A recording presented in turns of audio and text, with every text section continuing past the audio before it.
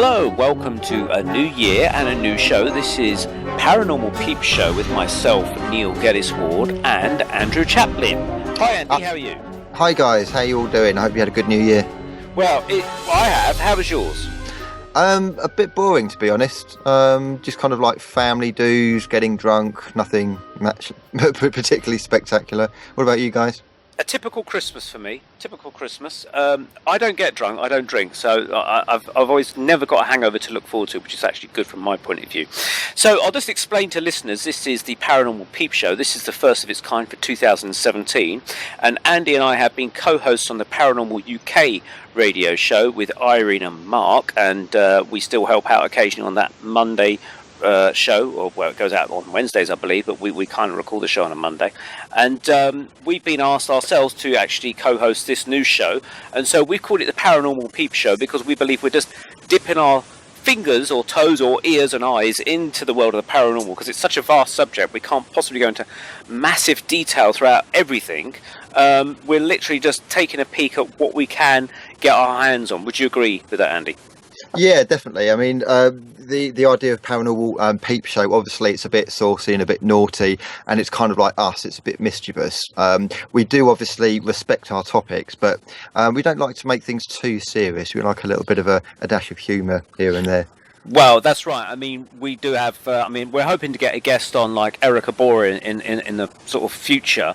Oh God, not him! No, don't bring him on. Maybe Eric might like to make a quick appearance now. No. Yeah, I think the best thing to do is keep him locked in his box. Where he's locked in his box, then. Okay, for maybe for those special occasions, perhaps. Special occasions. All right. Only when we get drunk. Yeah, drunk. Okay.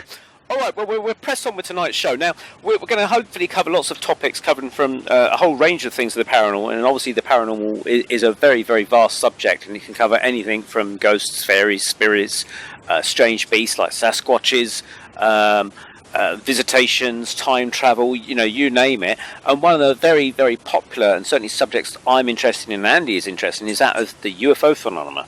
And so tonight we're very pleased to welcome Dave Hodrien and Philip Kinsella, both people that I've met and worked with in the past at various places. Philip, I've worked with filming in the past at Rendlesham Forest. He kindly took us around there a few years ago, and Philip is also a very talented medium himself. And Dave Hodrien we can welcome from Birmingham, and he runs the Birmingham UFO Investigations Group up in Birmingham. And so welcome to the show, gentlemen, Philip and Dave. Thank you very much. Thank you very much. Thank you. Hi guys, nice to meet you. Yep. Okay, Philip, hi Andrew. Yes, nice to meet you. Philip, if we could start with you. You're obviously a talented medium, and you do your work with the spirit world, and you've also got an interest in UFOs. How did you sort of move from the spirit world into the world of UFOs? Has it always been run on a sort of a dual basis? The idea of UFOs has always interested me after I had a sighting when I was young. And the spiritual aspect came in much later in my life, my late 30s, and I think and I feel that both aspects of the phenomena are somehow linked to some degree, and it's taken me a very long time to try and get away from the nuts and bolts aspects of ufology, which it certainly appeared to be back in the 20s, 30s, 40s, 50s, and indeed the 60s, and it's moved into a new paradigm now as we call modern times. So my interest in the UFOs has always been there, and it still is to this present day.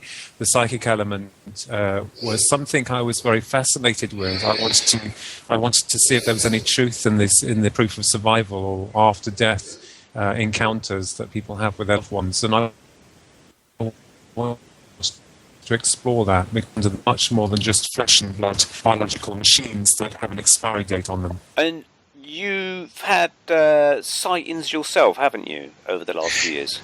Yes, I have. I mean, we had the one that was the one that happened most recently was on the 9th of April at roughly 11:15 at night, and that was 3 massive orbs. And my niece Charlie also had observed them.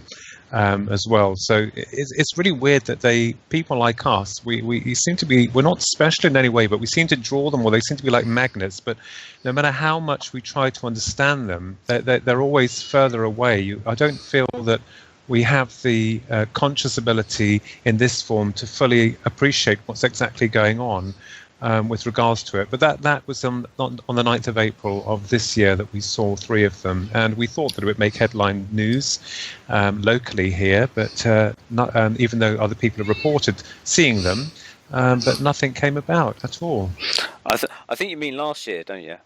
Because we're in the new year, yes. of course. Oh, I'm sorry. Yes, we are in 2017. I'm sorry. Yeah. I am way behind. I keep thinking we're still in 2016, but that was 2016 April of 2016. That's definitely a case of missing time there. Time travel. Yeah, that was on the 9th of April 2016 at 11:15 at night. That would be in the Bedfordshire area. Is that correct? That's correct. Bedfordshire. Yeah. And then, but back in 1998, you also had quite an interesting experience with your brother Ronald and a friend of yours in Rendlesham Forest, of all places. Yeah, that's right. We were researching Rendlesham Forest, and we'd done a lot of experiments after meeting Larry Warren and Peter Robbins, who, of course, are the co-authors to Left at Eastgate that came out many years ago. And Peter Robbins suggested at a UFO group that I attended that we go to Rendlesham to check it out, because there was a lot of strange things still happening there. Because we were under the impression that the only thing that happened there was the 1980 event with the US military. However, on making our exploits into the forest, we discovered there were a lot of strange things, and we had actually witnessed a triangular-shaped UFO, a massive craft with a circular undercarriage that occurred back in 1998, June of 1998, and that was incredibly amazing. And we recorded all of this and sent the information off to UFO magazines. But again, we got little in the way of understanding that from other people within the media. Not that we wanted the attention or sensational seekers. We were more interested in bringing the truth to the public, but no one wanted to know about it. So I had to write about it and bring it out that way. And of course, you yourself did a small documentary on it. Remember, you did one that was all about that. So that was an experiment that we performed that, I mean, it would take too long to explain on your show, but it had a lot to do with consciousness and about exploring consciousness. And I think when you go back, maybe my exploration to the UFO phenomena and of the psychic realm is somehow trying to bridge the gap between that conscious level, or the extendedness of consciousness beyond this physical realm, as it were. So yes, we tried to communicate with them. We did that. Before we did the whole thing as an experiment to see if we could bring a craft towards us, and that's exactly what happened. But that was all detailed in my book, Believe, Bridging the Gap Between the Psychic and UFO Phenomena, and of course Sky Crash, that the publishers brought out, Sky Crash Throughout Time, which was an extended version of the UFOs seen around Rendlesham, and that was co-authored with Brenda Butler, the original investigator into the case. And so that was witnessed by yourself, my twin brother and Susan. Yeah, Susan as well. And Susan, your friend. Okay. Our little gang, our little small gang of explorers. So, and that was incredible. And there were many other occasions where you ran under the UFO. Is that correct? Ran towards it. Ran towards it. And I remember your description. You said that you fell over.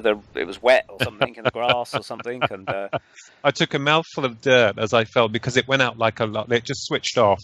I mean, basically, when the craft appeared above some trees across the farmer's field that I explained about, and half the farmer's field was covered in dirt, and the other half was all crop.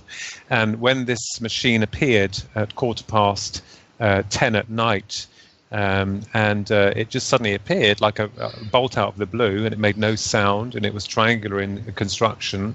The upper part was triangular, and there was a gap and a circular appendage underneath. And as I explained, one half was moving one way in a clockwise and anti-clockwise motion, if you see what I mean. They were joined, but they were separated, and one was moving one way or the other. And all these lights were coming from it, and I started to run towards it, and I felt like a half-crazed hominid, because all I wanted to do was get to it, because I wanted the truth. And we didn't take any cameras. We made a pact with them mentally or through telepathy that we didn't want any. We're not sensational seekers. We just wanted to see them. And then I started running towards it when it appeared. I mean, that's half of the story. There's a lot more towards it that ties it all together. But as I said, that's a long explanation of how we came to that point. But we didn't see any greys. We didn't see any aliens. It was just the object. And as I said, when I got underneath it, and I tripped and fell because I was running so fast, it just disappeared. And that was my take on it. But what's interesting is that I've learned a lot more, or I hope that I have understood a lot more about the parallels between our connection with, we call them, and them through us. So I'm still working on that theory with regards to our conscious connection with them. So that was many years ago. Thank you. Now, Andy, you've obviously got a mediumistic background similar to myself and Philip. You've obviously got an interest in UFOs as well, because we always bump into each other at the UFO Academy in Watford. Yeah. How did your interest come about? Well, before I get onto that, I'll actually say that talking of bumping into people, I've actually seen Philip a couple of his talks when he did them in, where is it, Leighton Buzzard or Milton Keynes? Do you remember the ones, Philip? One of those, yes. It was like a Royal British Legion type place, I think it was. I think it was Leighton Buzzard. Oh, yeah. But you probably do quite a few, so I can't remember. Yes, you probably do quite a few, and yeah, I found that really interesting. And for anyone who's not seen Philip talk, definitely do go and see it, because Philip, you bring together the worlds of kind of like the spirit and the ET element, and how they might kind of and what I've also been kind of like considering as well, how they might be coming from maybe a similar place, or there might be similarities, whereas in the past traditionally it's been very much a case of ghosts are over here and kind of like UFOs are over there, and never the twain shall meet. But I think human consciousness within this kind of both fields are beginning to realise there may be a connection, like interdimensionally, between the two. So Andy, how did you get your interest in the UFO field? What was it? Going for me specifically, I think it's just been like on the back burner. I mean, I've always been interested in the ghosts and the paranormal, and I have had kind of like experiences there. I can't say, I don't think I've had any UFO experiences, although there was the weird dream state type thing and seeing the trolls and get a feeling of kind of being lifted through a window, but I don't know if that was hallucinations or whether that was in an ET direction. Who knows? But I don't remember seeing a UFO as such, like Philip. And I don't know about Dave. Dave, have you seen a UFO yourself? I have, yeah. My most impressive sighting, and nothing like as impressive as some of the things Philip's been talking about seeing, but I did see a UFO back in the summer of 2009 in Warminster, of all places, down in Wiltshire, which is known as a UFO hotspot. Since the late 70s to mid-80s, had a massive wave of sightings there, and things have been seen there ever since. I've spoken with a number of other people who've had some very, very impressive sightings down in Warminster of clearly something very, very unusual. And it was actually on a UFO Skywatch as part of the Weird Paranormal Conference down in Warminster, and we saw a dark, quite large object. I would say it was about the size of a small aircraft, and it was moving completely silently, moving quite fast, like sort of plane type speed, but absolutely silent. Had a white light on it that would flare up every few seconds, really, really bright. And the only other light on it was this dark turquoise-coloured light, sort of halfway between blue and green. Very strange, not your standard lime green. And in the morning, we looked into that. I got a lot of interviews of other people who were there on the Skywatch. The case report of that is on the BUFOG website. And yeah, it didn't fit with any known military drones or any other lighting of any other known aircraft. So to this day, it's unexplained. If it was a hoax, it was a very good one. I'll put it as that. Of course, another possibility, Dave, is that we're unsure, although technically it is an unidentified flying object, we're unsure whether it's an alien object or whether it's like a very advanced military object. Absolutely. But of course, the argument there is, if it's kind of like military, why are they showing it to the public or putting it in a place where the public could view it? Yes, indeed. Yeah. Yeah, I mean that leads on to kind of an interesting angle of the UFO subject, which is, their origins are some of these things that are seen back engineered or possible advanced military craft, and that's entirely possible. But as you say, I've dealt with cases in smack bang in the middle of Birmingham, many other cities. There'd be no way that the military would fly these top secret craft that are not widely known about in full sight of people, or approach them, or even land in front of them. It just doesn't happen. Yeah. Do that. And talking of your cases, Dave, Yes. if you could enlighten us to, as you're the investigator for the Birmingham UFO group, if you could maybe share a case or two with us. Sure, yeah. Well, one of my specialities, shall we say, with the subject is the abduction phenomena, or ET contact, as it's referred to. I think it's a fascinating aspect of ufology, and a lot of researchers steer clear of it because there's all sorts of very unusual elements and angles to it, including the psychic link, which Philip has already mentioned. That's a very key part of it. There's a lot of metaphysical aspects to it, which some people feel it's a bit too way out for them to cope with. But I think that the contact subject gives us a window into what these beings are actually up to here on the planet. And for that, I find it deeply fascinating. I've looked into about 250 or so contact cases from all around the world so far. Over half of those have been UK-based, of course, being a UK-based UFO group. Kathy's had a number of contact experiences throughout her life, not just a single incident. As with many contactees, she's what we refer to as a repeater, which means she's had experiences from childhood onwards. Some of those appeared to be linked with other areas of the paranormal, ghosts or psychic type phenomena, but some very, very definitely linked with UFOs. Now, probably one of her most powerful and detailed experiences occurred in 1974, and this was when she was 12 years old. Now, there's no, before I tell you about the details of this, I will say there's no physical evidence to back up this, but I've spoke with Kathy for many, many hours about her experiences, and I've got absolutely no doubt at all in her sincerity. I believe that she's recounting real memories of real incidents that have occurred to her, and you kind of get that through speaking with people. People give up a hell of a lot of their time. They're not out for sensationalism. They're not out to earn any money off it. Quite often, they are very, very scared about getting their personal details out there, and it's very brave of Kathy to even give her first name on this. A lot of people are not even happy with that. But when she was 12 years old, her and her friend were essentially out just one evening around Buxton, where she lives, and all of a sudden, they spot essentially a silver saucer-shaped object above the houses alongside the road. It's got a row of lights around the outer rim, and it essentially kind of glides round in an arc and comes down to rest in the middle of the road in front of them. And there was no traffic around at this time. It was early evening, and it was very, very quiet. And it was essentially ended up hovering about a foot or so off the ground.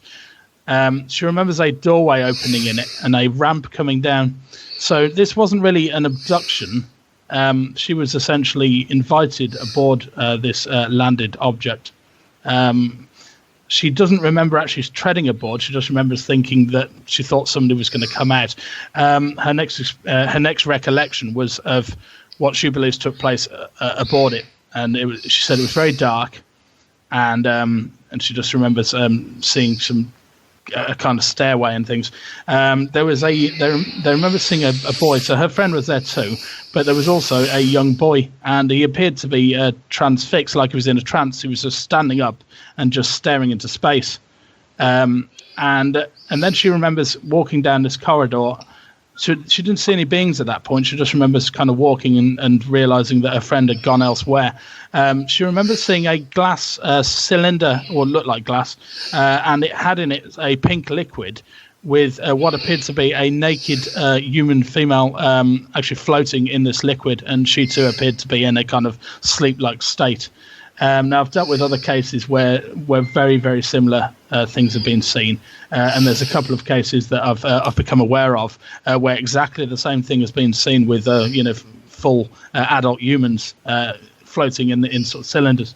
A lot of the time, you find it's a lot younger, sort of babies or fetuses are seen inside these glass cylinders. That's linking into another angle of the subject, which I can't get into right now because it's very detailed. But essentially, she then remembers meeting these beings after that and having a conversation with them. Now, at the time, she just remembered them as being very, very beautiful. She remembered them, and that was all she could remember. She had very few details of what they were actually like.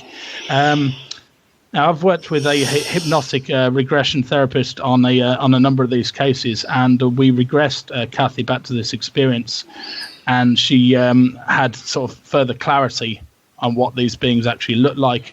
And what she described was these very picturesque-looking, very humanoid people with sort of shoulder-length blonde hair. They were wearing these kind of light blue coloured jumpsuits. Now, this description matches many other contact cases on record, and these are the particular type of being we usually referred to as the Nordics, because they look like Nords, or just humanoids, or sometimes Pleiadians. Now, she remembers having this conversation with them. There was quite a lot of discussion went on between them. She said it was very, very positive, the experience. She wasn't scared at all by them. She actually felt quite comfortable and felt this connection to them, almost like they were her family. That's how she described it, like talking to her brother. And really, that's where it ended. But there's a very, very interesting aspect of it is what happened at the end of this conversation, because she realized that her time with these beings was coming to an end, and she didn't want to go. She didn't want to leave them, and she asked this being, when will I see you again, and will I ever see you again? And the being said to her, you will see us again, but only when you die. That was what it told her, and it didn't say what it meant by that, but there's an interesting link there with the afterlife, and this has come up in other cases I've looked into as well from time to time. That's very interesting, because this is something that I've been discussing with other people, particularly over this last year, about the kind of the afterlife and the UFO phenomenon. Always in the past have been very separate books on the library shelf, so to speak, and you read one account of the life in the spirit world and it all sounds fantastic and interesting, and you read the Betty and Barney Hill abduction cases, and it seems very, very different.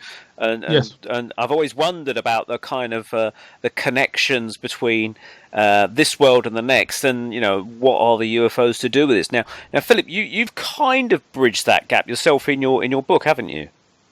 Yes, I came up with a theory, or it was I don't know if it was a credit to me. I just had a flash of inspiration in 1996, where I was trying to work out what the greys were, because I was specifically more interested in the research of the abduction like Dave phenomena for personal reasons. But one of the things that I did understand was that made a correlation between the greys in the sense that they are interested in reproduction, that they are interested in wiping our memories clean so we don't remember.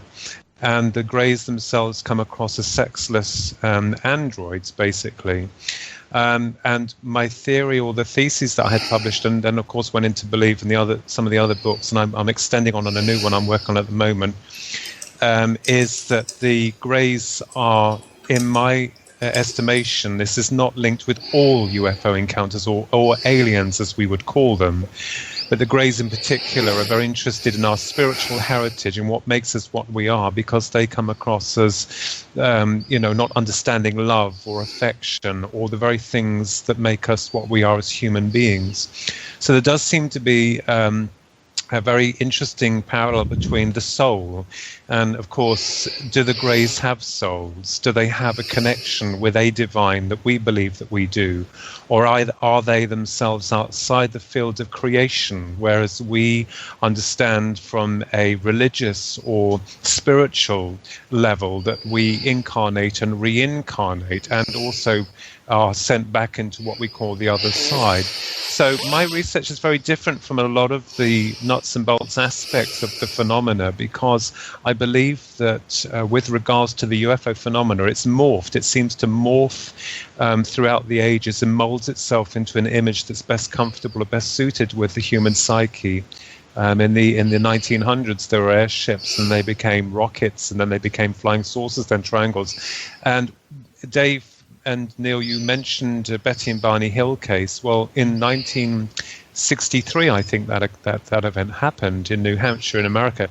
Is that our population has grown now so much, there's not a lot of space for abductions to take place without someone viewing it somewhere. So it seems that the idea of the aliens, or the Greys as we call them, or that faction, have upped their abduction program on a level of that deals with the psyche, basically what you said, the soul, because I've also believed that they extract the human soul from its physical housing.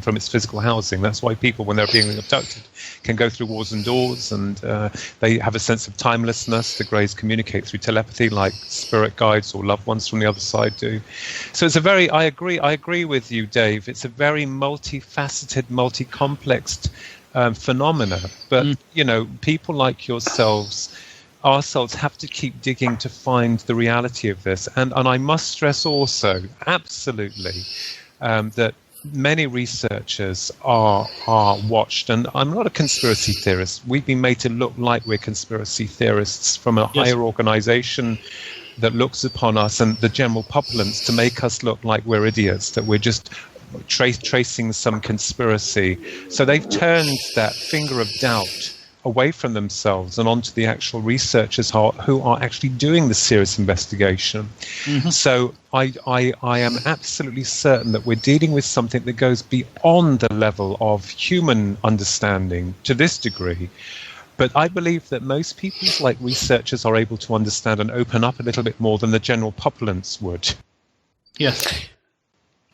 So can I just sort of clarify, Dave, when Kathy was taken aboard, she hasn't seen them, obviously, since that time, but...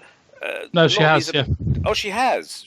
So even though they said the next time you'll see us is when you die, but she's seen the same ones or different ones? No, different ones, no. She had another experience later on involving a hybrid baby. Now, some of your listeners might not know what I'm talking about there, so let me go into a bit of detail.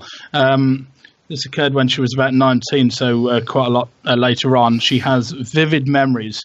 She was very ill at the time, and she was lying on the sofa. She has vivid memories of a being of some description bringing her this baby.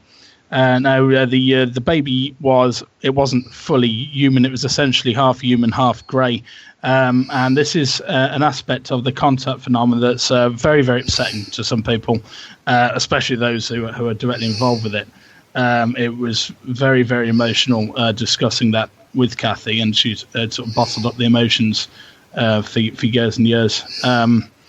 And it's very troubling. I believe that the Greys are essentially mixing DNA, mixing their own DNA with human DNA, and creating these half-breeds, commonly referred to as hybrids. They will also mix different species, so there's these different types that are seen again and again. And some people have described seeing half of one type with half of another type. So they appear to be mixing their own genetics as well as with ours. Now, we don't really know why they're doing this. Some researchers have got theories as to why they're creating these hybrids, but it's very cryptic, really, in the answers given to that, and there's no clear answers yet. But all I can say is it's a very real and very traumatic part of the contact phenomena, and very hard for some people to accept. But I assure you, it's going on. And Philip, with your kind of own research and things like that, you've sort of delved into the Greys and things like that. Is your experience when you've sort of spoken to people or your own research suggested a similar kind of thing of crossbreeding? Oh, yes, absolutely. I mean, I believe that they are trying to remodify or to recreate themselves by using us as soul containers. I mean, I know that that's a darker aspect. There may be several points in question, or there may be several theories behind why the Greys are doing what they're doing, but absolutely. I mean, I've always believed that they have been outside the field of creationalism itself, and that because we are the byproduct of something that is spiritual, that we have an essence in us, a soul, they seem to be very interested in that aspect, or they seem to be very interested in what makes us tick, even though they don't understand it. And they use a lot of remote influence upon the abductees so that they are mind melding or mind control. So they're very much aware of how the human mind works, but it's almost as if, and as Dave quite rightly said, they are actually mixing and creating a new hybrid species. Is this for them to explore existence in another body, in another form? Because they seem to come across as very synthetic within themselves. But yes, I really do believe that there is a darker element, and we have to address this because, it's all very well, running in a field full of roses and sunshine. We have to face the truth that we are dealing with an aspect of the UFO phenomena which borders along the most insane. And this is why a lot of the establishments or the hierarchy are keeping it secret, because they do not want the public to know what's going on behind the scenes. Are they working hand in claw with them? That's a possibility. Or do they just turn a blind eye to their secret operations? That is a great possibility.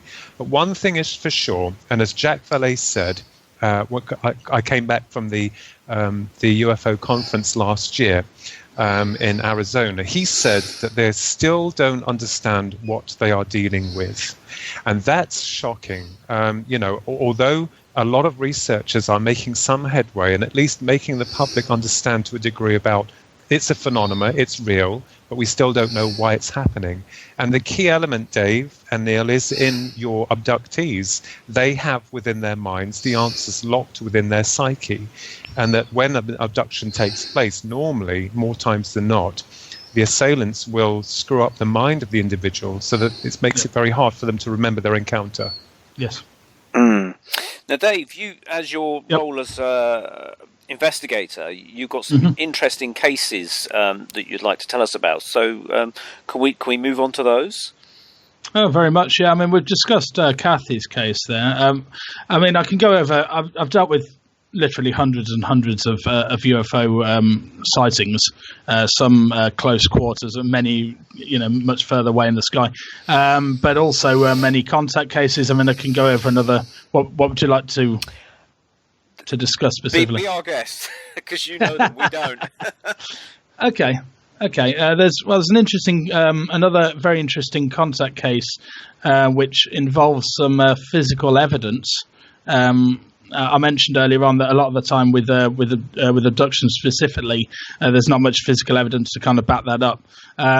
Although there is some aspects that turn up time and time again in cases such as metallic implants that are taken out of people, and also body markings that occur. So after the experience, they'll find markings on their body that coincide with memories they've had of what's taken place. I've dealt with quite a few cases like that. There was one particular case where the gentleman in question woke up with a red triangular mark on each of his inner arms. Had no recollection of how they'd been there, but he remembered being aboard essentially a craft during the night, and then he was left with these markings on the same night. Seems like much too much of a coincidence, I would say, and they did look quite artificial. But yeah, a very big case I investigated occurred in Droitwich. It came to my attention in early 2010, and what happened with this was the lady in question had a couple of abduction experiences within the space of a week. And it had essentially kind of triggered her memories, and she'd started to sort of look back through her life and realised that she'd had a lot more going on since childhood. And again, the psychic element was in there. She used to have premonitions and this sort of thing. And this turns up time and time again with these cases. And we can look at that aspect in more detail later in this discussion if you wish. But essentially, what happened was she woke up in the middle of the night and just found it quite hard to sleep. It was about 1 a.m. and she went through to check on her daughter, and it lived on the outskirts of Droitwich, and there was a big farmer's fields outside, and she looked out, and in the distance over the trees she saw what she initially thought was a plane coming into crash land. It was a kind of glowing oval shaped object, and then she soon realised it was moving too slow for it to be a plane, and it was just over the trees in the distance. So she was totally awake. She was using logic. She held a piece of paper up on the window to make sure it wasn't a reflection coming in from the room, and it wasn't. It was definitely coming from outside. So so she was quite with it. She turns back to look at her daughter, and then she glances back out the window, and the object is no longer in the distance. It's now down a lot closer, about 100 yards from her house. It's down on right down near the grass, and essentially looked like this bank of very, very bright, slightly orange lights. She couldn't see the actual shape of the object behind the lights because it was so bright, but she realised it was there. Now, Philip mentioned that these beings often do strange things to the minds of the individuals while they're undergoing the experiences, and also following them. And what they'll often do is put the individual into a kind of altered state of perception where they don't act in a normal manner. So if you put yourself in her place, it's the middle of the night and you look out and there's this glowing object right close to your house. I mean, what would you do? You'd wake up your family, you'd show them the object, you'd maybe ring the police. But what she did was essentially just say, okay, and then went back to bed. So she just took it as completely normal and just ignored it, went back to bed. She then found herself very soon, within about 10 minutes, she feels, she found herself in this other location, and she was lying down and it was dark, and her daughter was there, her eldest daughter. And her daughter leans into her and says, don't worry, Mum, they're not going to harm you. And then she feels this kind of rushing sensation, and she finds herself in this other open environment. She's kind of floating in this darkened space. Interestingly, there were these glowing grid lines all around her, sort of squares of glowing yellow lines. And that's very, very rare. I've looked into other cases to try and find similarities, but nothing has come up exactly the same. You do get certain cases which have differences, but also many, many similarities again and again reported. So she sensed there was a being up behind her left shoulder, quite tall. Didn't turn around to look at it. She was paralyzed. A lot of the time in these experiences, the individual is paralyzed. I believe that's done on purpose to prevent them from essentially lashing out or panicking or stopping what's taking place. It doesn't happen all the time. It's one of the myths about the abduction phenomena is that people are always paralyzed, and that therefore it can be explained away as sleep paralysis or other things like that. Well, it's absolutely not. I've dealt with many cases where the person has been able to move and has walked around the craft fully freely, but a lot of the time they are paralyzed. So she sensed that there were these small beings around her, and she started to feel them pressing her body. They were kind of moving down her and touching the sides of her body, doing some sort of scan or something. And she was kind of scared it was going to hurt her back because she had a bad back. She felt a voice in her head tell her her back was going to be okay. So they were talking to her telepathically.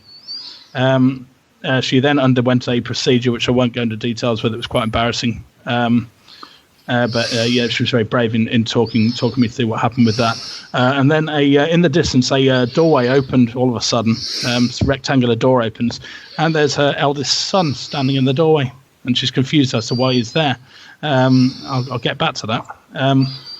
So then she feels like the experience is coming to an end, and all kind of like it's rushed, like she's been there too long. This is what she's sensing, and she can hear these beings sort of talking to each other, not to her directly. She can just hear them talking to each other, and then all of a sudden she finds herself back in bed. Well, she gets up and she wakes her husband up, and she's like, "You're not going to believe what's just happened," and she was really quite shocked by it. She never experienced anything like it before, and she was really, really scared. Understandably so. She felt it didn't really feel like a nightmare. It felt a lot more vivid. It felt a lot more like it just happened. And her husband believed it was a jinn. So the lady was actually Muslim, and something they believe in is the jinn, essentially a genie, or poltergeist, sort of poltergeist type stuff. But it wasn't that. It felt totally different to her, and she said it couldn't be that. Well, her husband happened to put together video cameras and for a living, and he decided to set up a camera in the room. The reason for this was that she was getting more and more scared as the days went on. She felt very scared about going back to bed and sleeping in the room. This is extremely common for people. It's one of the after effects of having a contact experience. Very scared to go to bed at night, of course, because your mind is aware that something's taken place that you can't fully explain. So he sets up this camera in the room to prove to her that nothing's coming for her in the night. That's all fine. Anyway, this camera's set up, and they start filming every night. They just leave it on overnight. Several days after the camera's set up, she has a second experience.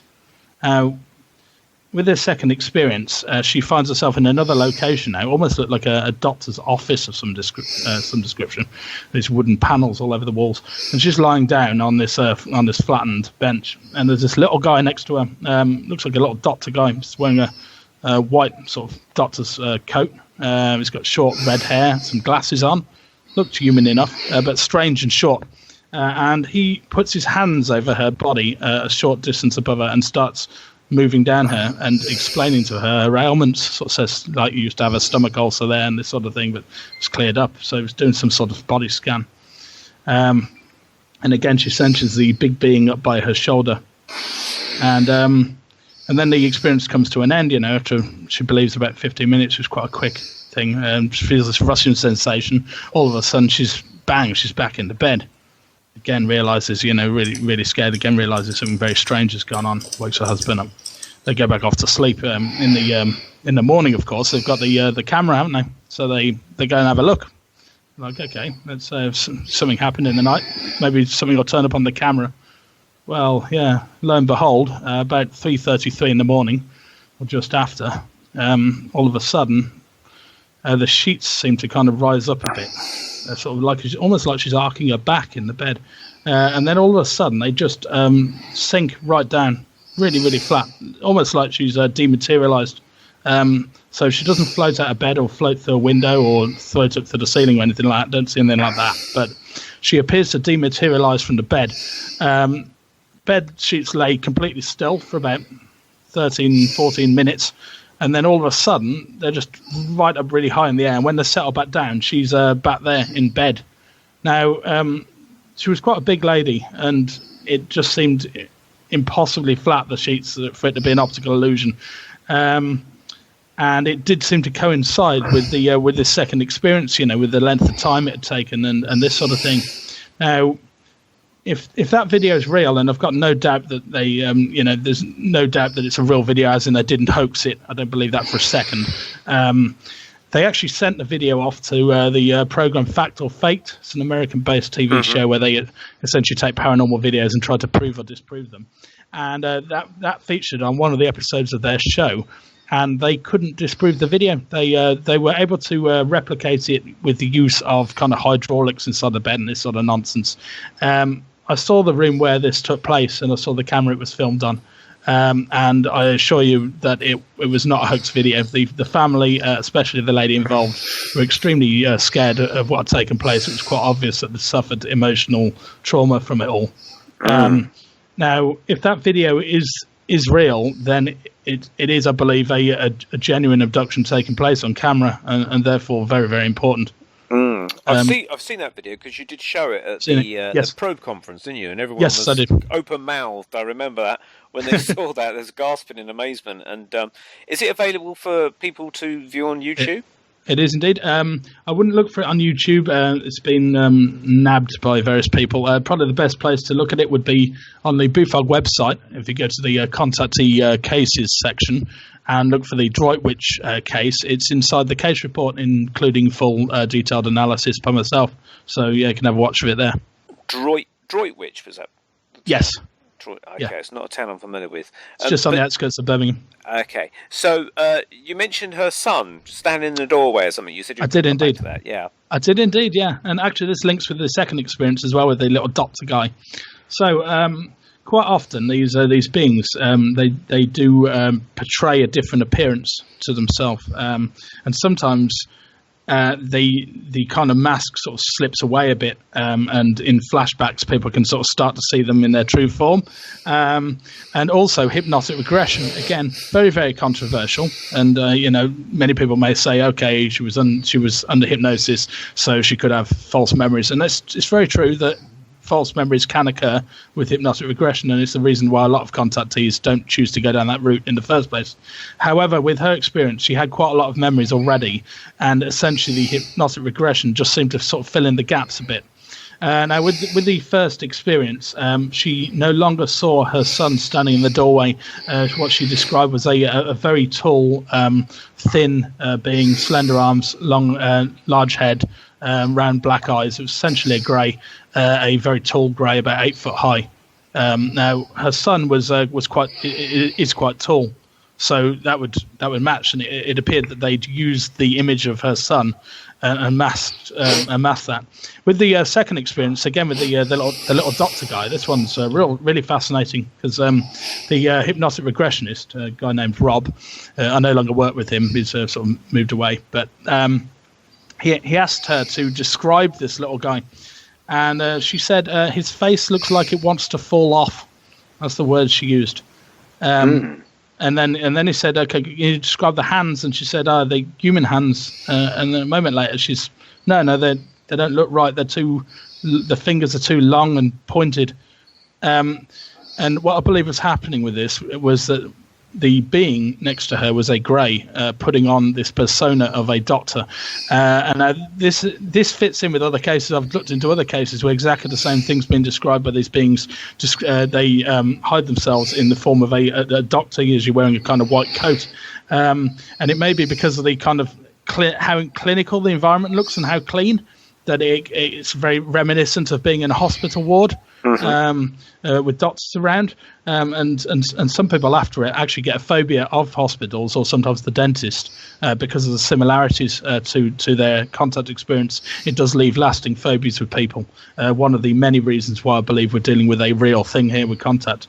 So that there is commonly called a screen memory, and my personal belief on what's happening with that is that they are masking their appearance to essentially cause less fear in the person undergoing the experience, and quite often they will choose something. It's almost like they go in and cherry pick something from the person's mind.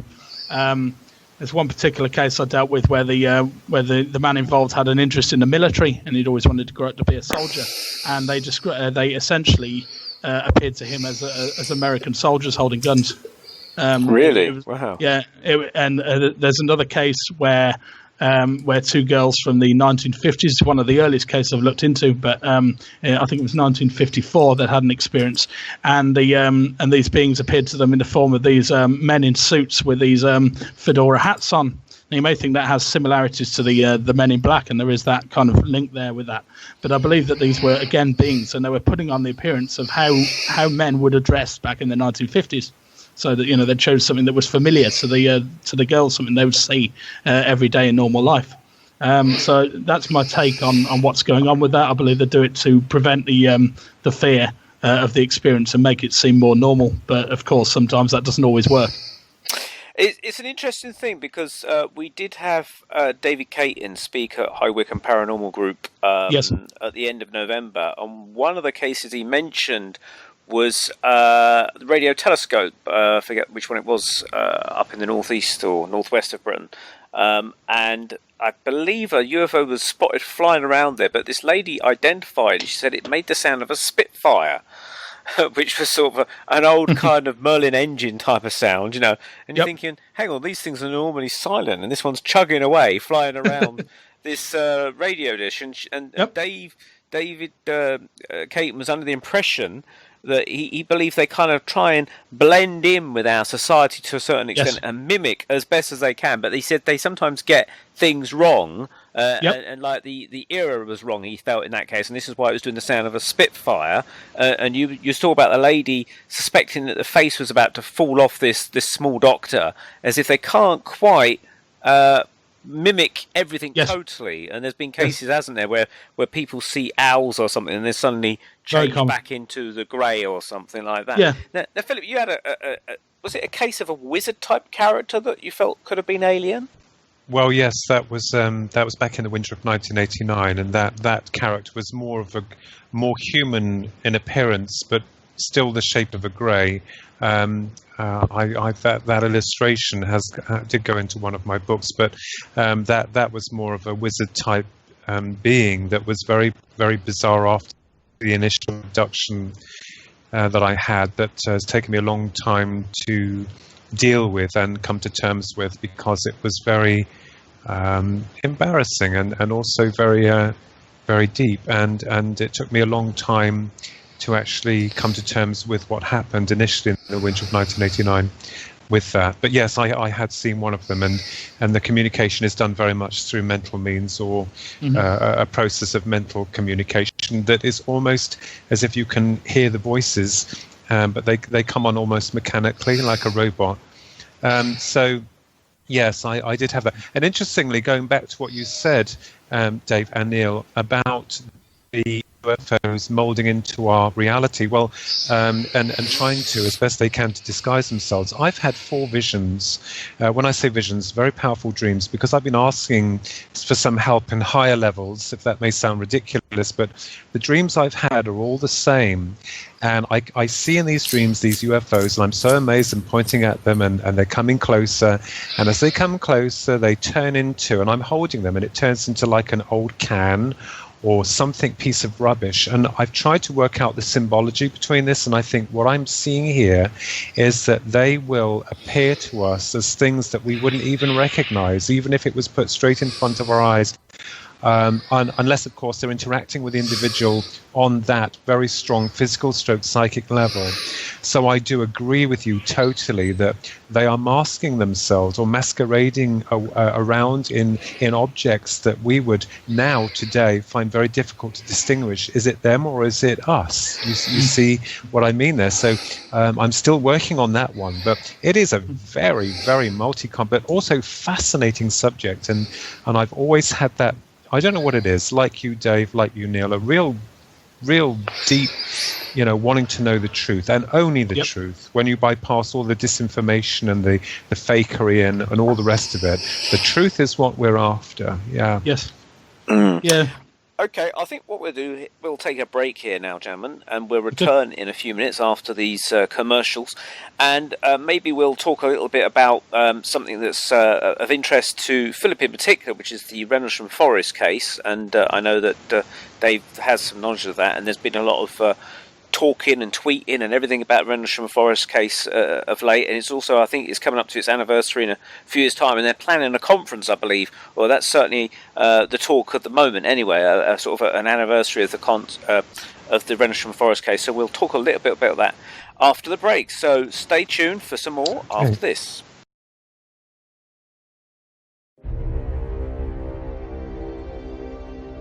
Glenattai Publishing is proud to announce the release of our latest novel, The Demdike Legacy by Barry Durham. Set in a quiet village in Lancashire, England, an enigmatic murder reignites a legacy of witchcraft thought to have died out 400 years before, when the Pendle witches were hanged at Lancaster Castle in 1612. As the death toll rises, the descendants of the original Pendle witches are forced out of hiding and assist the police in tracking down the killer before they are all wiped out. The Demdike Legacy is a thrilling mystery novel that blends modern detective work with old-world pagan practices. The Demdike Legacy is now available in both softcover and ebook formats on Amazon.com and at Glenattai.com.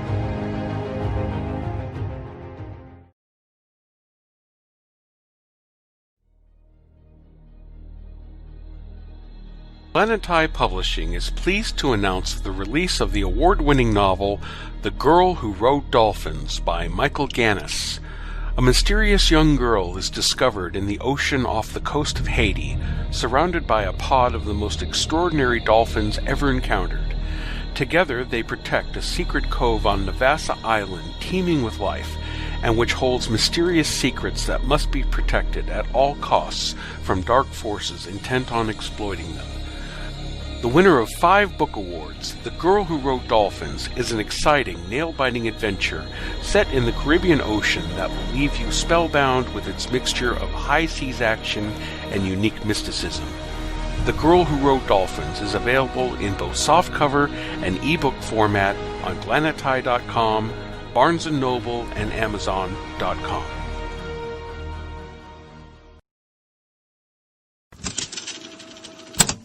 Good evening, Agent 47.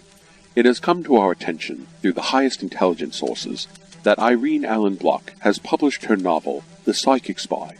Our sources tell us that The Psychic Spy is a riveting thriller about Eileen Evans, a beautiful young psychic who is recruited by British intelligence during the Cold War to participate in their top-secret remote viewing spy program. Eileen soon finds herself plunged deeper into the darkest heart of the intelligence community as she is ultimately trained as a spy and a psychic assassin. Nick Redfern says The Psychic Spy is filled with adventure, intrigue, and shadowy characters, and as Irene Allen Block shows, the mind is a mysterious and dangerous tool. Your mission, should you choose to accept it, is to immediately purchase a copy of The Psychic Spy by Irene Allen Block, available on Amazon, Barnes & Noble, and glanatai.com. This tape will self-destruct in 1 second.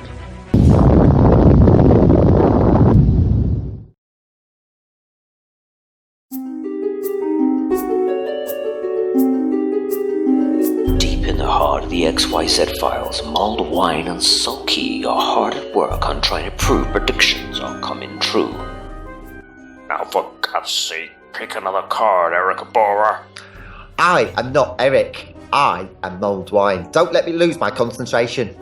Well, kill that goddamn awful music. Look, it puts me in the right frame of mind to predict the future with my special psychic spirit cards. And what predictions for 2017 do you have? Well, James, I predict that the multi-billionaire Donald Trump will be president by January 2017. Oh, good God. And also, I predict, please, thank you, Pam, the Z-Files will return for next year. Oh, please, draw another card. Wait, I've got something. What? Come on, what do you see? I'm seeing what looks like, curiously, some kind of peep show. Yes, something peeping. A peeping Randigit. That was this year and the charges were dropped. No, I'm feeling it very strongly. Parachute? No, it's not parachute. Paratrooper? No, it's paranormal. A peep show about the paranormal. A paranormal peep show. Sir, you are not normal. No, paranormal peep show, definitely. Thank you, Pam. Coming January 2017 with Andy Chaplin and Neil Geddes-Ward. I know who they are. I can see it on the cards. Join Andy and Neil as they take a peek into the paranormal stories of past and present, starting January 2017 on the Paranormal UK Radio Network. Did you ever turn to your radio for your favorite talk show to find that it's been preempted for this? In the air, to deep right center. Back goes Lewis to the wall, and it's out of here! Or this? And I'm ashamed of you, Hillary, for voting for it. Do you have a favorite talk radio program that's not available in your city? Just go to TalkStreamLive.com for links to the best streaming talk radio shows. At TalkStream Live, you will find live talk shows 24 hours a day, 7 days a week. All your favorites are here. With such a large selection, you will also discover some new favorites. On the go and still want to listen? With a mobile smartphone, simply type TalkStream Live on your internet browser. Now you can take internet radio with you. You will also find news and sports streams. Best of all, the TalkStream Live directory is free and there's never a login required. Remember TalkStreamLive.com, the fastest route between you and your favorite talk radio show.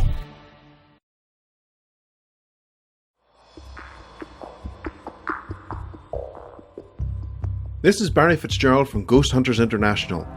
In my book, In the Mist of Gods, I explore the world of the fairies or fae. This is not the whimsical winged creatures romanticized in modern literature and popular culture, but old-world, intelligent, and sometimes dangerous beings hidden in the tunnels, mounds, and rafts in countries all over the world. Known by many names, the fae coexist with mankind and at times come in direct contact with unsuspecting people whose lives are changed forever. In the Mystic Gods is a powerful book that chronicles my years of research into the enigma and legend of the fairy, and examines their metamorphosis into the modern-day extraterrestrial phenomenon. In the Mist of Gods is available in both softcover and Kindle format on Amazon and on glennontea.com.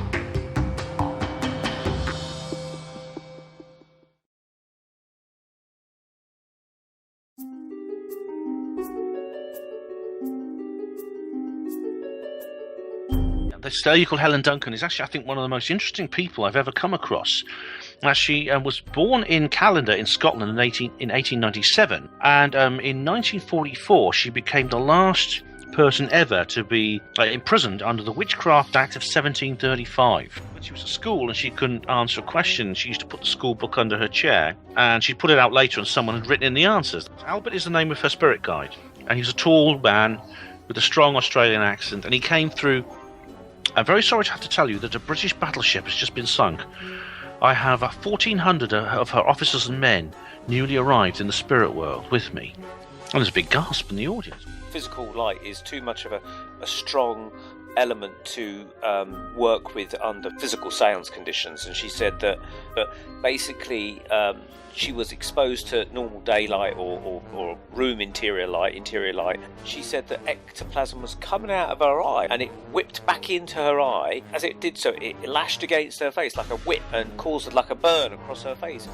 Spiritualism offers a third position, and I think this is obviously a third position that the government don't want us to have. Now this very much leads into the whole kind of like Illuminati control structure in terms of keeping the masses dumbed down and stupid and watching, soap operas and things, and not focusing on what is the government really doing and what is life really all about.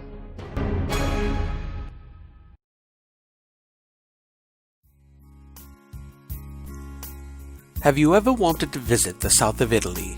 Amalfi, Ravello, Positano, Sorrento, places of immense beauty on the Amalfitana coast. Nearby Vesuvius stands proud against the sky, shadowing the ancient Roman ruins of Pompeii. Take a boat ride to the Isle of Capri, tour the island and make sure to visit the Blue Grotto. Sit in the charming piazza cafes of Amalfi or Ravello, or visit the quaint shops and the must-see churches and villas. Cool off bathing in the clear blue waters of the Mediterranean Sea. In the midst of all this beauty lies the picturesque hillside village of Pontoni that dates back to the Middle Ages. Pontoni, with its relaxed atmosphere, boasts 2 pizza restaurants, the Trattoria L'Antico Borgo and that of San Giovanni. You can also eat or just have a drink of your choice while sitting at the table under the canopy at the Blue Bar in the piazza, close to the 12th century church of St. Giovanni. Pontoni, with its old aristocratic houses, bell towers and churches, is a great starting point for hikers and lovers of nature and mountain trails. To the Valle della Ferrari, or the famous Tower of the Zero.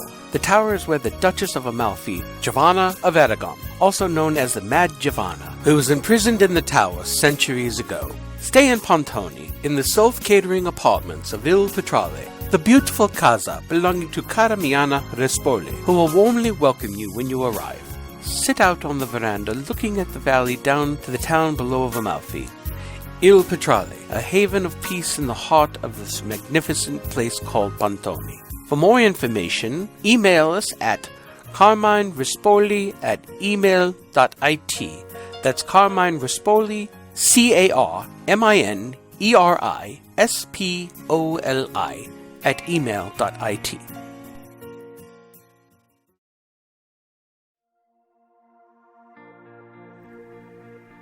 The work of medium Philip Kinsella. The reading that I had by Philip this evening was spot on. I feel it's important for those people who are waiting for their message from their loved ones to show how they passed over and what part they played in that person's life. The spirit will then probably talk about the person that they're coming through, about their life and about what they're worried about, what their concerns are.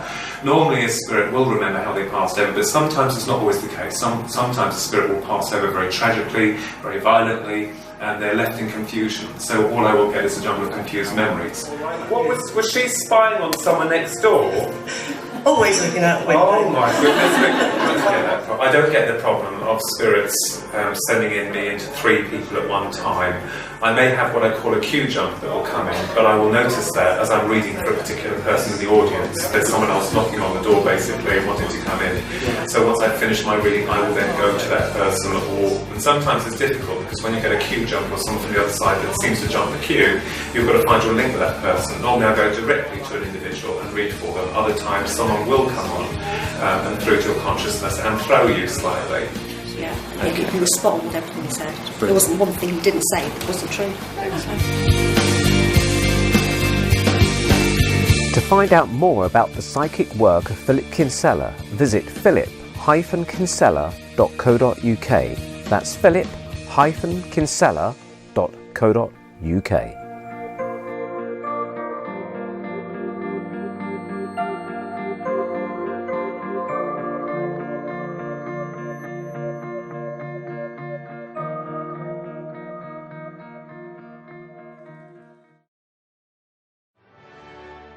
Hello, this is Lord Lewis Smythe, formerly of the House of Lords, and you're listening to the Paranormal UK Radio Network.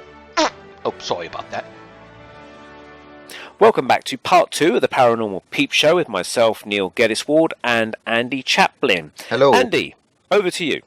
Right, so Philip, one of the major incidents within the UK, possibly the number one incident, is of course the Rendlesham Forest incident. And there's been a lot of speculation about whether the light that appeared was a lighthouse in the distance that was flashing, or whether it was really a UFO. I don't know if you want to kind of enlighten us and tell us what your take on it. Absolutely. I mean, first of all, I have to totally discount the theory of the lighthouse because that is ridiculous. I mean, myself, my twin brother Ronald, and a friend of ours, Susan, used to make a lot of trips to Rendlesham under the recommendation of Peter Robbins and Larry Warren that we had met at a local UFO group called Beams, the British Earth and Aerial Mystery Society, which had been created by Kenneth John Parsons, and of which I had worked alongside for a few years.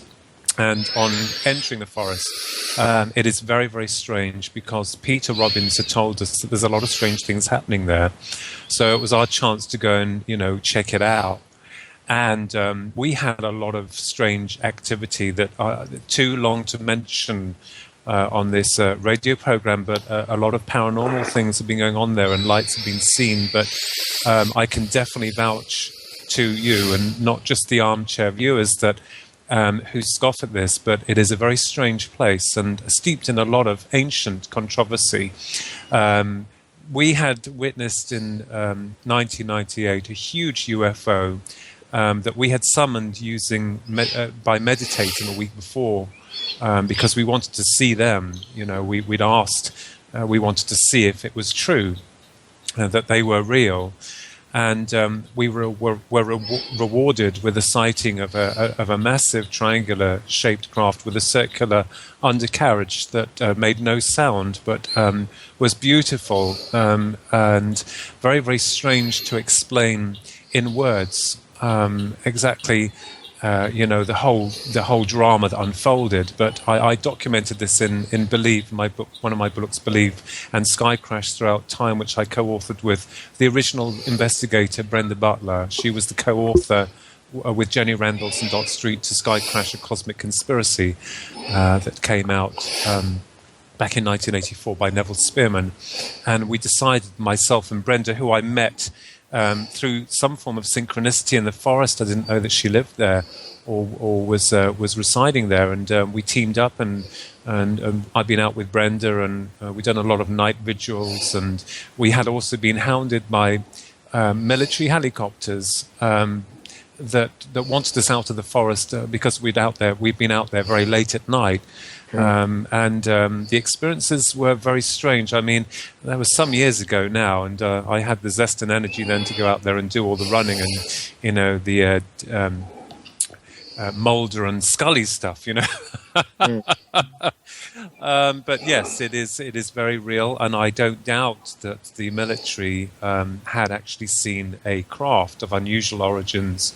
They were very guarded about this whole thing. It was steeped in a lot of secrecy, and now it's come to light, not just only from Lieutenant Colonel Charles Holt, but also from Penniston and Burroughs, who were the two men who actually saw the original craft when it had landed outside of the base during the initial the winter of 1980 event. Philip, have you been to the actual exact location where they saw Yes. UFO?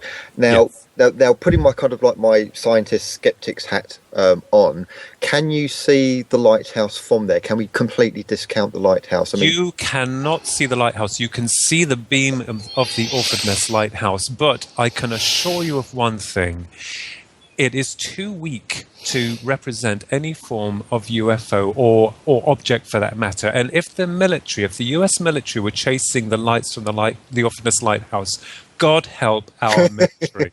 That's all I can tell you. Those men had seen and were hounded by a UFO of such extraordinary origin that you're going to tell me that they would take out most of the military out there to go and chase the light from the Orford Ness lighthouse. It's a cover story, and it's complete, total rubbish. It's sort of the old swamp gas, foil balloon. It's a modern day version of it, isn't it? Really. I mean, Dr. J. Allen Hynek actually walked out when they said many years ago in a press conference that that's what some witnesses had seen, because he was so disgusted by the hoaxing and the cover-up.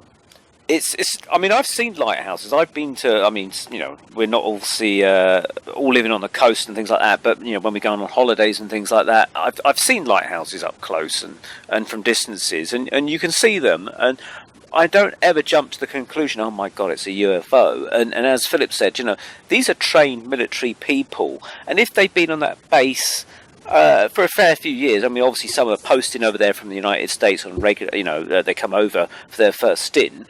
They're going to learn sooner or later that there's a lighthouse out in the vicinity. So, on the Christmas night, they're not likely to sort of jump out and think, oh my God, there's a UFO.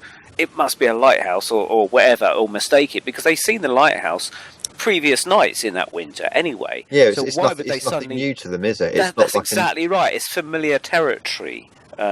So for the MOD or skeptics or whoever's trying to write off the whole thing under the guise of a lighthouse, I mean, it doesn't. Well, Penniston actually described, going up to with Burroughs the craft that was witnessed by them, and that was no light from a lighthouse. That was a physical, structured craft. So that is something that most people tend to discount. But I believe their testimony. I've seen them talk, and I've met most of them, and I can tell you that those guys were pretty screwed up by the encounter as well. So they can try and fob us all off by making us believe it was this or that. But when you're actually there, when you're in the forest, and when you have these experiences, it's a very different experience altogether. Totally. Dave, what's your take on all this? Yeah, I mean, talking about the lighthouse theory, I fully agree that is nonsense. It's the theory has actually been put together by Ian Ridpath, a known UFO skeptic, or some may say debunker, and his theory ignores about 9/10 of the evidence for the Rendlesham case. All it takes into account is Colonel Holt and what he saw through the forest on that when they went out to investigate, seeing this pulsing light through the trees. It doesn't take into account what they came across in the farmer's field as a glowing oval-shaped object with what looked like molten metal dripping off it. Doesn't take into account the fact that it then went up into the sky and there were multiple objects firing down beams of light at their feet. I'm pretty sure that lighthouses don't do that. So that theory is just blown out of the water. And that's just the one night. This took place over 3 nights. And there were multiple craft. Some of them went in over the base and were shining beams of light down into the weapons storage area where they were holding nukes. And I believe the main reason for the cover-up of the Rendlesham Forest incident is the fact that they were not supposed to have nukes on the base at that time, and these craft were essentially scanning the nuclear warheads. Now, there's many other cases on record over the last century, right up to present day, where this is going on, and I believe it's one of the main reasons for the cover-up of the UFO subject at large. So, are you saying then, Dave, that they're trying to cover up the fact that they've got nuclear weapons where they shouldn't be, and this is why they're trying to sort of cover up the UFO stories as well? I believe that one aspect of it is the fact that they had nukes there and they weren't supposed to, and they made. They essentially weren't supposed to be no nuclear warheads stored on the base at that time, but there almost absolutely were. The other thing is the fact that they don't want the public to know that these beings and their craft are essentially monitoring our nuclear program and are in fact in control of it. There have been many cases on record, including all nuclear facilities in America. And also plutonium creation facilities as well, where UFOs have come in over these bases and have actively investigated them, in some cases actually switching off nuclear warheads or even turning them on. And this is across both America and Russia. It's a worldwide thing, and it's really going on. I've heard about this, and there was one point which they were almost about to launch, and then it was kind of averted last minute, from what I understand. Yes. Absolutely, that took place in Russia. They had no fail-safe on it. In America, it also happened in America on another occasion, but they had a safety switch. In Russia, they had no safety switch at the time, and they were terrified that it was going to actually launch the nukes. Now, what I believe is going on with this, and there's different takes on why they're doing this, but I believe it's a display of power to show our military what they're capable of, and and if they want to, they can switch on and off our nukes at will.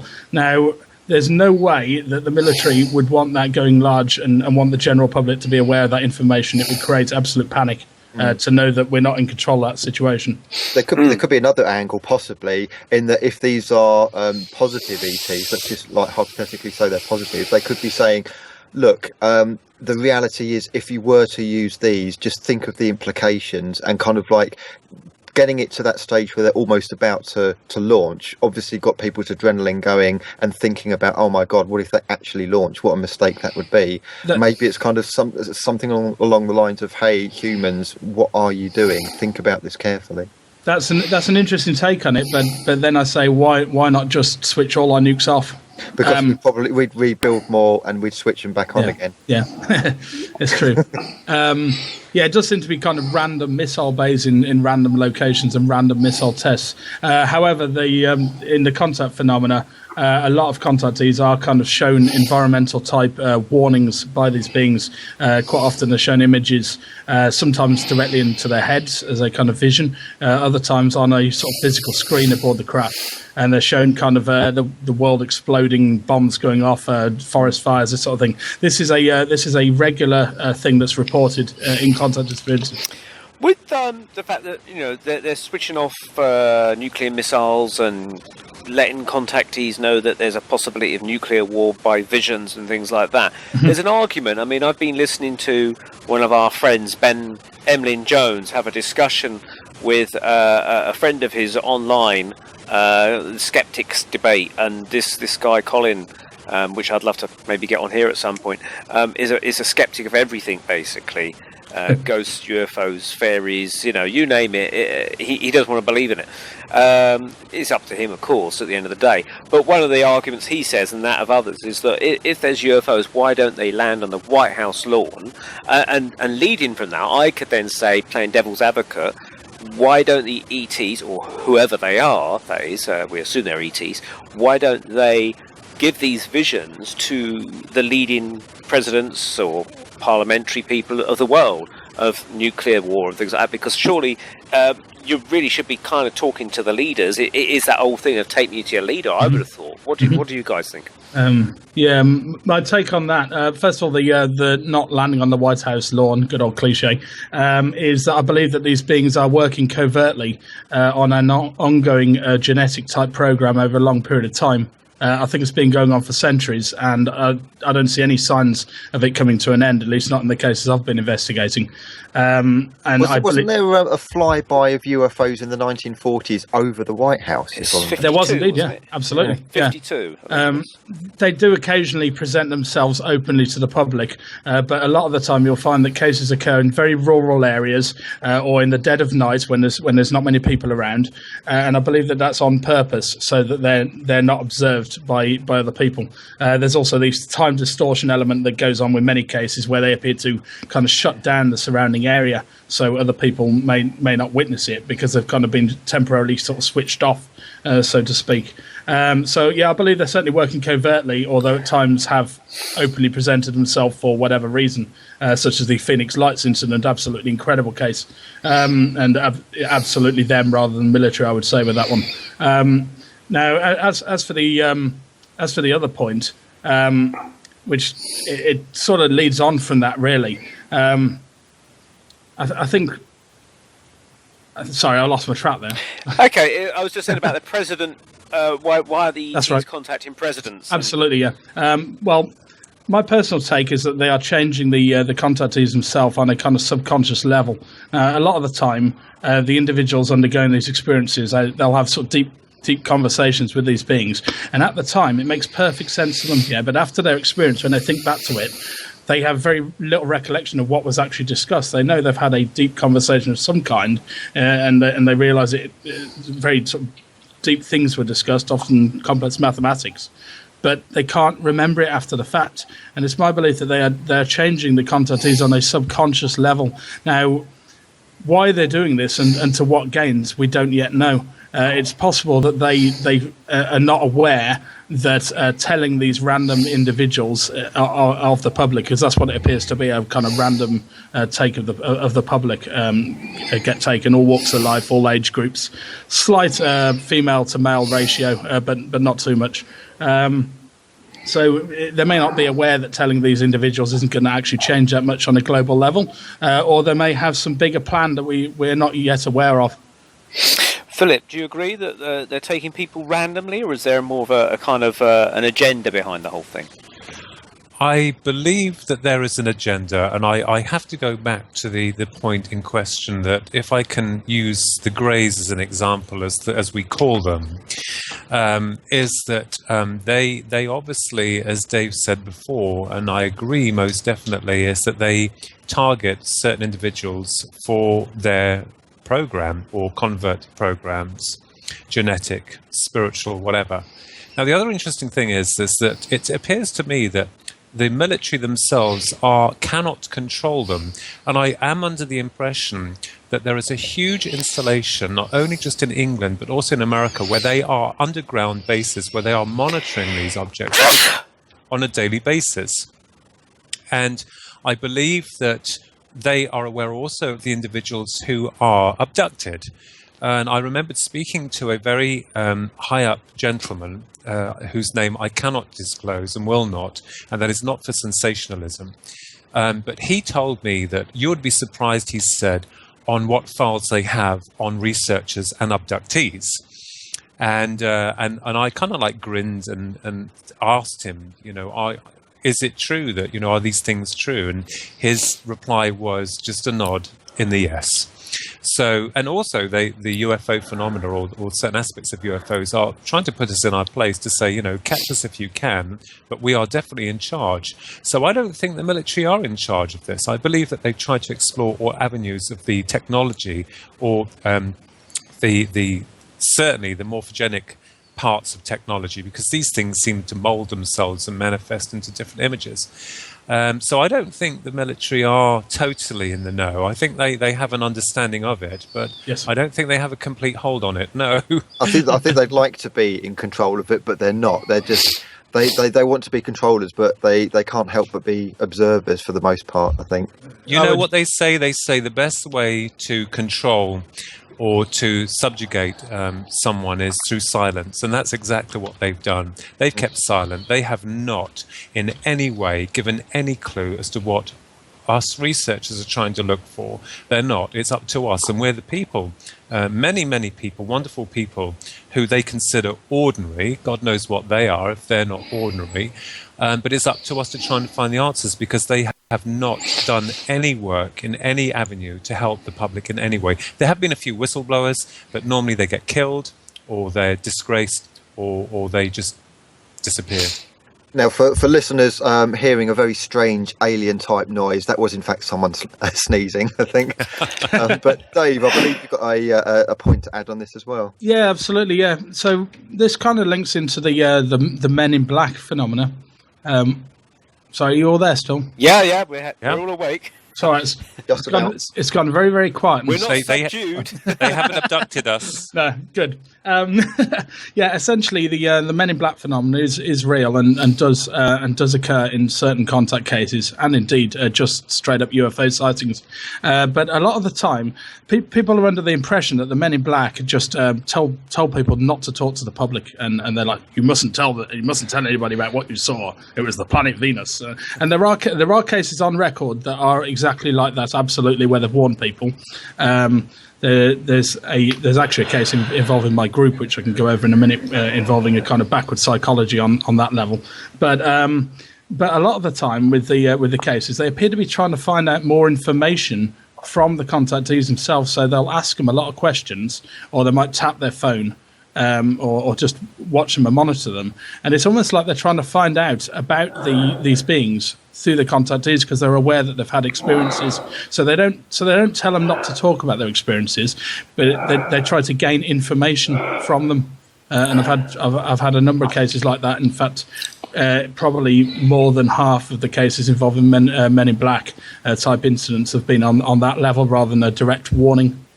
Now, with obviously they're trying to listen in and try and find out more about them and what they want. Now, we always talk about the Roswell thing as like one of the famous crash retrievals of like the 20th century, and there's been other cases that people talk about in New Mexico and things like that, and we've supposedly got a few crash retrievals occurring on British soil that you know about, Dave, is that right?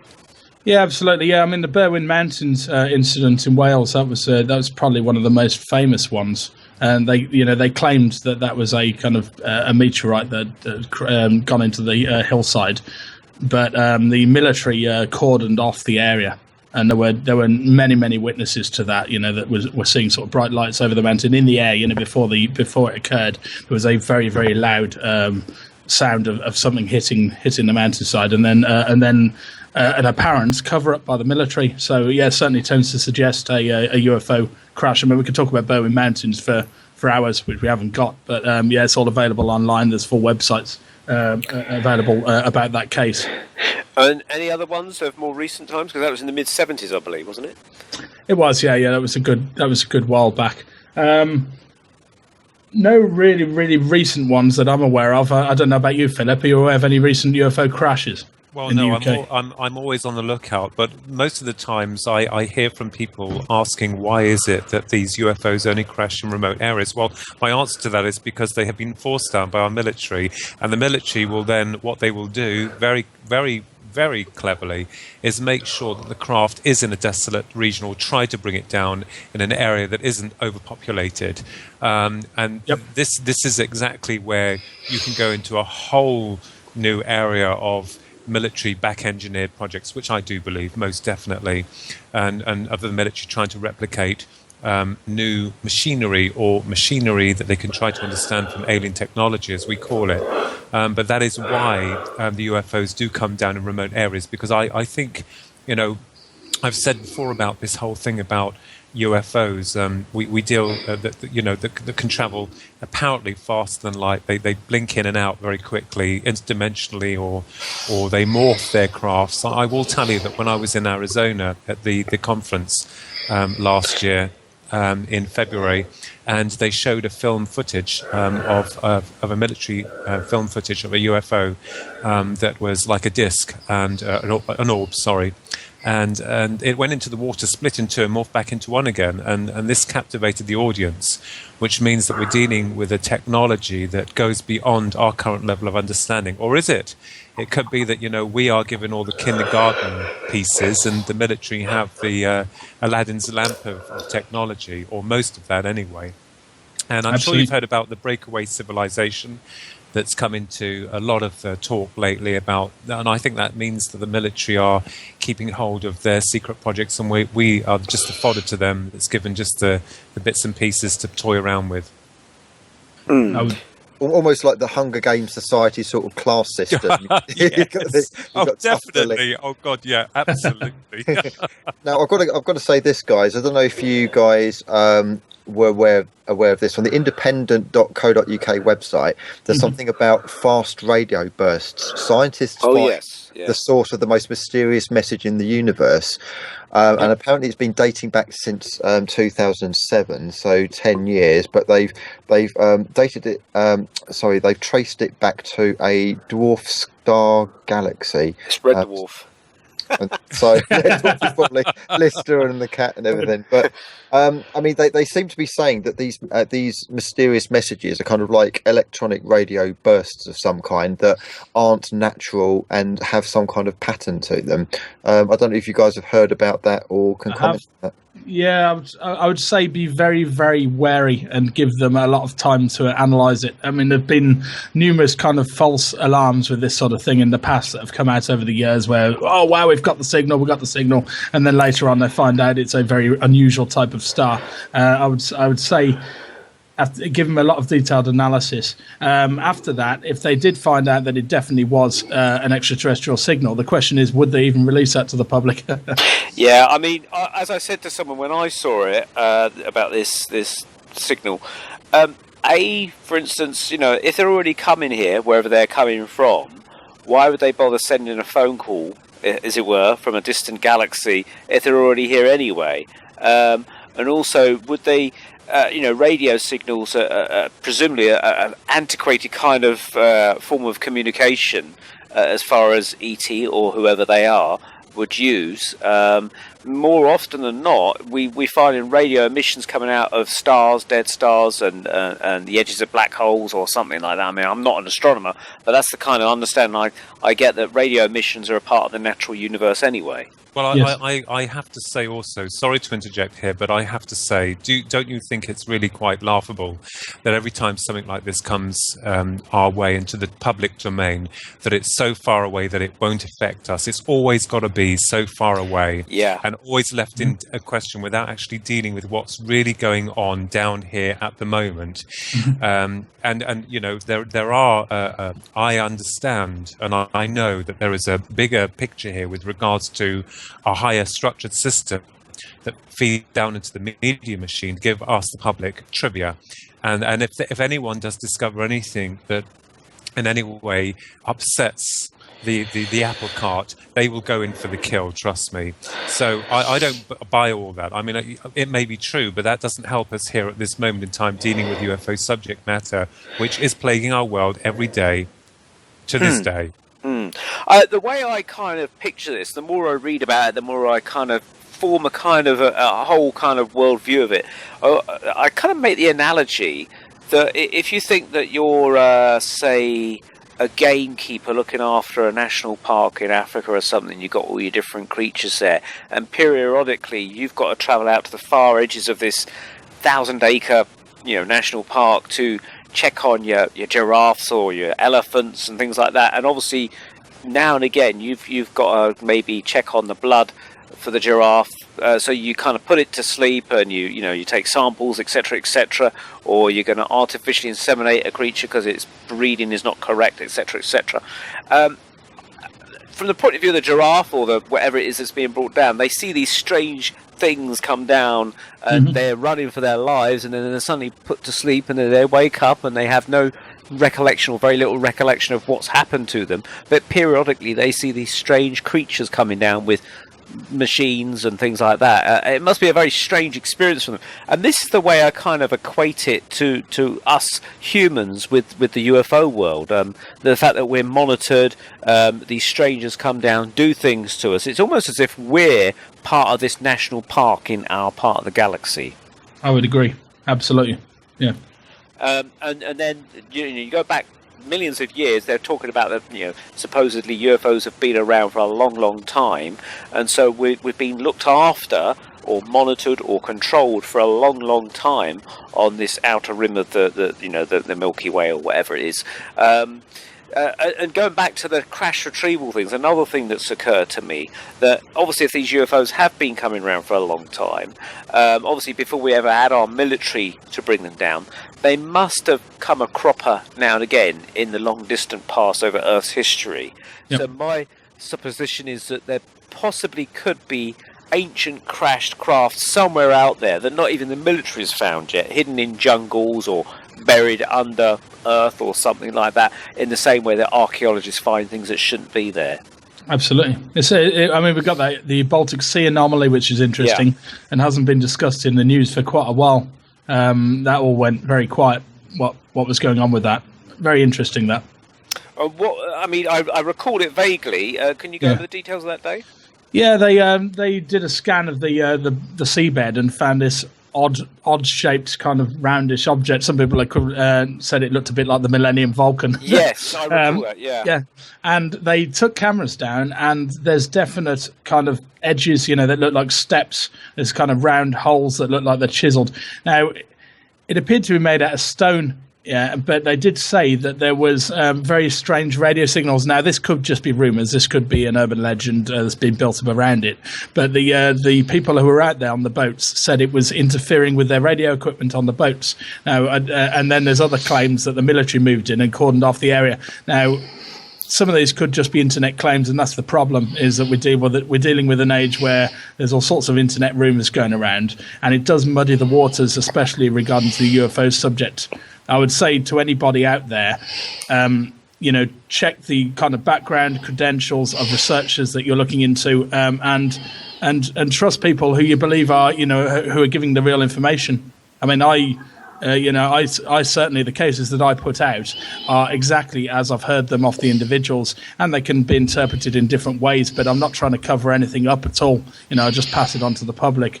But there's a lot of people out there who are elaborating or completely fabricating stories, and you get that going on all the time, and unfortunately it does sort of tend to ridicule the UFO subject, and a lot of people don't realise that there's this deep truth behind all that. Now, we're hearing a lot of people talking about the fact that when they do try and get this information out, that there's people that are being pursued by the authorities, and the word targeted individuals has been used a lot. Has anyone come across that? Yes. We had an incident go on with my group, where it appears that my group was being monitored. I was working with a contactee from up north in Yorkshire. And he hadn't told anybody at all that he was working with me on his experiences. We were just discussing things over the phone, and we met up a couple of times to go over his case. And he went out to a market, and while he was out at the market, a random individual tapped him on the shoulder, and he turns around, and there's a guy in a brown suit, so Men in Brown, I don't know, and he says to him this. He says, that person you're talking to in Birmingham, how do you know you can really trust him? And then he turns around and just walks out of there, and the man involved sees him get into this car and just drive off. He rings me up almost straight away after this has happened. He tells Dave, you're not going to believe what's just happened. He's got no reason to make up that story. And I believe that they were monitoring the fact that I was dealing with this case, and for whatever reason didn't want aspects of it getting out into the public domain. Now, out of interest, this person where this happened to, did they have anything along the lines of black helicopters around their house? Oh yeah, they've had all sorts of stuff going like that. Yeah, there's been other surveillance and everything involved in that case. But I mean that there was proof to me that my group, Birmingham UFO Group, is being monitored. But I've believed that for a long time, that UFO groups around the UK are monitored. I remember many years ago at a conference seeing a transcript of a UFO TV program, and at the top of it, and this is real, it was straight up document, the real deal, and at the top of it was a list of addresses of where this transcript had been sent to, and on that list was our Parliament, the White House, the Pentagon, the MOD, the CIA, and a number of other companies. Nobody had a clue what they were. It was just unknown names of organisations. Now, why on earth would the Pentagon and the White House be interested in a UK-based programme on the subject of UFOs if there's nothing in it? Ask yourself that. Yeah. And Philip, when you was researching Rendlesham for quite a while, you were kind of being pursued a little bit there, weren't you? Yeah, I mean, I was in touch with John Hanson, as you know, as the author of the Haunted Skies series, and he was very helpful when I was dealing with a lot of the research to the book Sky Crash Throughout Time that I was co-authoring with Brenda Butler. I had a lot of her material, and one of the interesting characters in there was a man called David Daniels, and when I met Nick Pope again in Arizona in February, we had a little chat about that. So they were very interested in this non-human entity that made his appearance after the initial Rendlesham UFO encounter. When I was speaking to John Hanson over the phone, John Hanson used to work for the police, so he was very much knowing of phone calls, and I'm sure that we were being tapped quite a lot of the times. I didn't think that there was anything they didn't know that we didn't know that was of interest to them that we were discussing, but most certainly that's the only thing that I've really come close to in terms of monitoring. However, my mobile phone sometimes acts very strange on occasions, and also that when I was linked with Beams, the British Earth and Air Mystery Society, when I was co-authoring a book with Kenneth John Parsons, we had an acceptance from Gateway Books many years ago, but they folded. But our conversations were being, I'm sure, infiltrated by unknown sources. So it's a regular thing, and even Beams was being monitored. So Dave, you say about your group being monitored, it wouldn't surprise me at all. They go in, they see who's about, and more times than not, they're just there to see what to see and hear what you know and what you've experienced along with the other people. So they're obviously cataloguing all of the groups. And have you had the black helicopters yourself? I ask because I know somebody who's highly psychic themselves. They've had weird incidents, and we might get them on the show. She's quite willing to. And one of the major things she has is the helicopters. Now, I've seen them because she lives a mile away from me, and I kid you not, I can see them from my house hovering over hers, and I'll text her and she'll say, yeah, they're back again. Do you know who they are, what they want? What's the deal with the helicopters? Well, I mean, the helicopters, the only time that I really experienced those was when we were researching in Rendlesham Forest and late into the night, early morning. And on one occasion when we were out there, there was one of them, a huge black helicopter, and it was it was basically annoying us because it kept hovering so low to where we were. We were the only ones in the forest, and it wanted us out. So we decided to go back to the car, and when we went back to the car, Susan's car, my brother and myself, there were tire tracks around the vehicle, and you could see they were fresh. So we drove down away from the base and around a little corner. So we hid the car, and then the helicopter disappeared, and we crawled back up to where the gates are that lead down towards the gates of Eastgate, and all of a sudden there was a huge convoy of these military vehicles coming up the road. So I and Susan hid behind this bark of tree, and by the way, I was wearing a cream-coloured jumper, so trying to hide behind this huge bark of tree, we must have looked absolutely ridiculous. But these vehicles the windows were blacked out. I don't know who they were carrying, what they were carrying. I'm not sensationalizing this story, but for a disused base, they'd gone into the base, and you could see them going into the base, and all in uniform, the way that they were driving very slowly, and that was one occasion. There was another occasion where we were hassled by a helicopter, and it wanted us out, but we saw a flash of a UFO that was coming behind the actual helicopter, and we were trying to point, because the helicopter was so low on the ground in front of us, facing us, we were trying to point to the pilots to say, look, so there's something happening behind you. They weren't interested. They were more interested in seeing what we were doing, and that was very bizarre. When I think back to those occasions, they seem very strange, and but no harm came. I don't think they'd harm us in any way at all. I really don't know what their take was on that. We were just three, people in the forest doing our own bits and pieces. We weren't, holding up the military establishment or anything. Dave, I was reading through your notes as well that you sent me. Thank you for that. And you've got lots of points that you've made there. And one of them is that, who are they and where are they from? Can you elaborate on that? Yeah, I mean, there's a lot of theories, isn't there? And obviously one of the most common theories is that they are extraterrestrial in origin. And I think, given the evidence that I've seen over the years and things the beings have said to contactees directly, I would say that that's probably the most likely explanation. There have been some cases where they've actually mentioned particular star systems that they're from. One of the other theories about their origin is that they are extra-dimensional, not extraterrestrial. I believe it's probably a mix of both, because these beings seem to show very, very unusual multi-dimensional characteristics, especially involved with contact, taking people through solid objects, that sort of thing, appearing out of nowhere or out of bright light into the vicinity. So I think that they're probably extraterrestrial with extra-dimensional capabilities, but they can, of course, be very vulnerable and fragile and very physical as well, as seen with the UFO crashes, such as Roswell, which I absolutely believe was a crash of a disc with its occupants. So they can come into our sort of physical reality.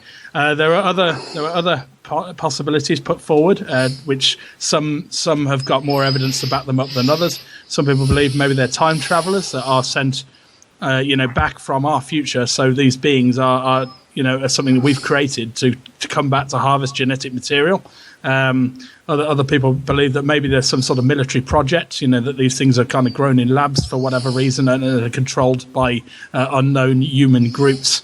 And there's other theories that maybe they're a species that have always been here and lived on the Earth alongside humankind since the beginning, and for whatever reason have taken a kind of back step and let us become the dominant species on the planet. Now, Philip, you have, I believe, some experience of actually meeting some of these beings or being abducted by some of these beings. Do you want to go into that at all?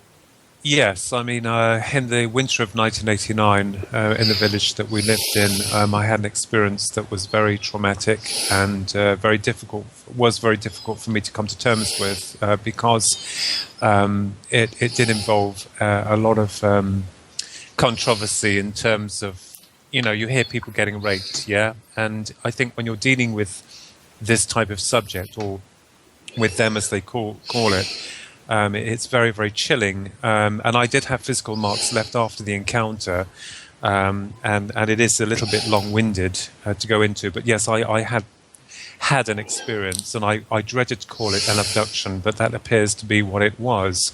In terms of what they are, what they represent, we have to look at the facts. The facts is that they cannot reproduce, that they are trying to understand us from our level and an emotional level, and it could well be that it's us from the future coming back to try and recorrect something that's gone wrong in terms of reproduction. I mean, after all, if we take this belief a little bit step further, we're under the understanding that we reincarnate and incarnate, and that we are connected to a source.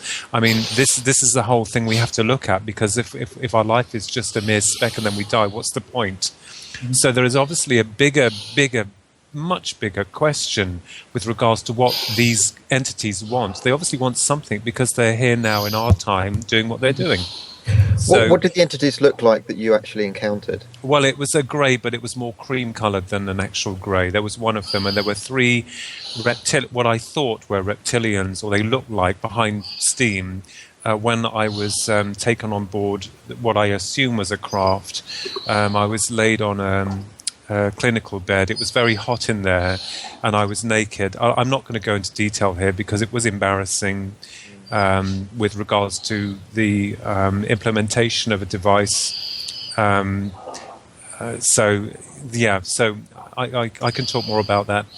In terms of the reptile beings, a lot of people talk about kind of these reptilian beings. Could you describe a bit more in detail? I mean, were they humanoid, for instance? Well, they were very humanoid, but they were very tall, and I could see only partial bits of them because the steam was so thick, and they were of the normal reptilian if it was in human form, but they were a lot taller, darker, and they were swaying from side to side as they were doing what they were doing to me, and they held no emotion. Even though I was under extreme stress during this situation, it was as though I was just a piece of meat on a slab.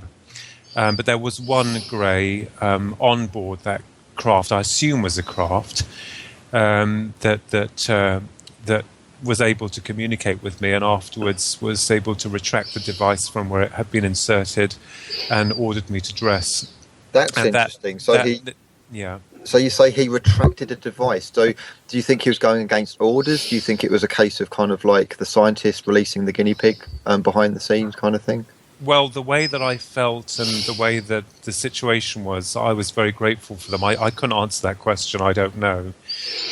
Through empathy, I don't feel so. I think what they'd done is they'd done... I mean, I remembered also that goes into the second part of the encounter when I was asked to leave the craft, and quite shocked to find that a door had opened inside, and I saw myself at great height at the village, and it was morning, so some time had passed because I was taken at night.